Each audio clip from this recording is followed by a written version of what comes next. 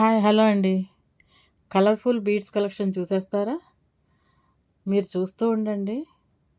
మీరు చూసి బయటకొచ్చేలాగా ఒక చిన్న విషయం గుర్తు చేస్తాను మీకు. ఇప్పుడు వేసవికాలం ఎండలు మండిపోతున్నాయి కదండీ! 4 రోజుల నుంచి ఎండ వేడిని తట్టుకోలేకపోతున్నాం మనం.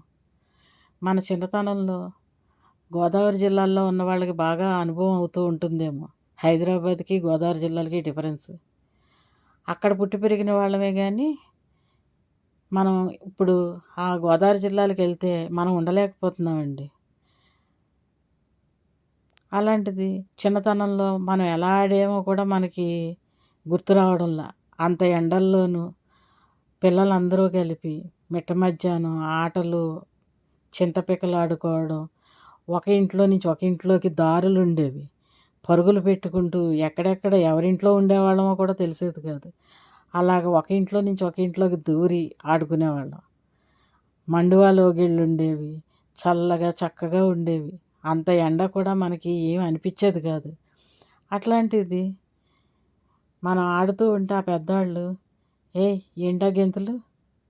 ఎవరిళ్ళకాళ్ళు పోండి. ఏంటా ఆటలు" అని తిట్టేవారు. కానీ ఇప్పుడు మన పిల్లలు ఈ ఎండలకి ఎవరింట్లో వాళ్ళే కూర్చుని కుక్కిన పేనుల్లో పడి ఉంటున్నారండి.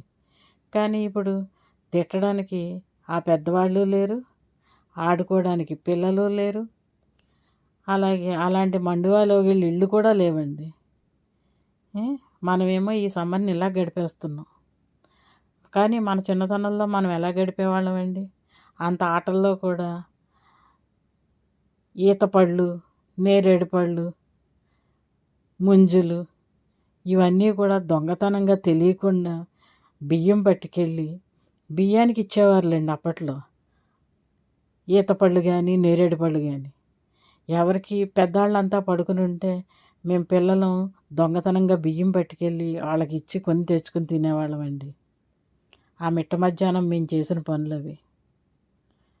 మా బాల్యం అంతా అంత చక్కగా అంత హ్యాపీగా గడిచిపోయిందండి. ఇప్పుడు ఈ పిల్లలకి ఆ ఆటలు తెలీదు. ఏదీ తెలీదు. చింతపిక్కలు ఆడుకునేవాళ్ళం.